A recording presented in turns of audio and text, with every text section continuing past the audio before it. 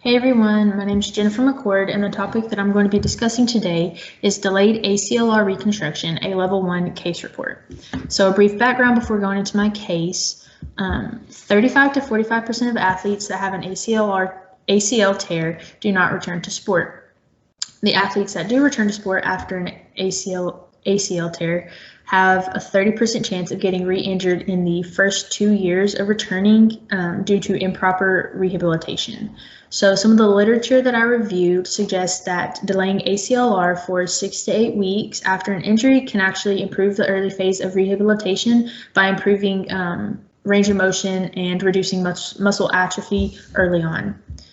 So for my case report, the patient was a 19-year-old female Division I volleyball athlete who tore her ACL in June of 2020 while at practice. She had landed on her ankle after a spike and her knee buckled, which tore her ACL. So the patient actually had to wait 6 weeks to have her surgery because the surgery center she was going to was only doing life-threatening surgeries at the time due to COVID. So during the 6 weeks that she had to wait, she was given a range of motion and quadricep exercises to help improve her range of motion and reduce the muscle atrophy prior to going into surgery. So a couple of exercises she was given: wall slides, prone hangs, clamshells, glute bridges, quad sets, and then step ups onto her stairs at her house.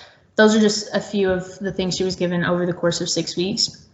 And she was also given a game ready and instructed to elevate her leg as much as possible to reduce the swelling.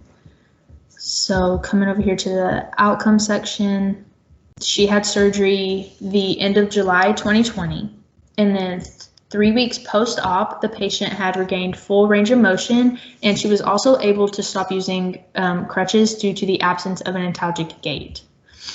And then 5 months post-op, the patient was progressing as normal, and she was starting the running protocol for following an ACLR. So that's the typical range, about 5 months, when an athlete with ACLR will begin their running protocol. So looking back on this case, the patient progressed really well the first 0 to 6 weeks post-op. Her progression at the 6-week mark kind of declined a little. Well, not really declined, but it slowed down. She was still progressing well, but just not at the rate she was the first 0 to 6 weeks.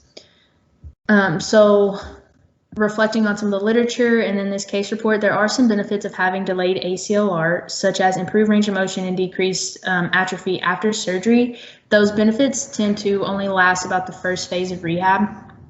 And then they start to progress normally after that. So, and that's what happened in this case report. So thank you for listening.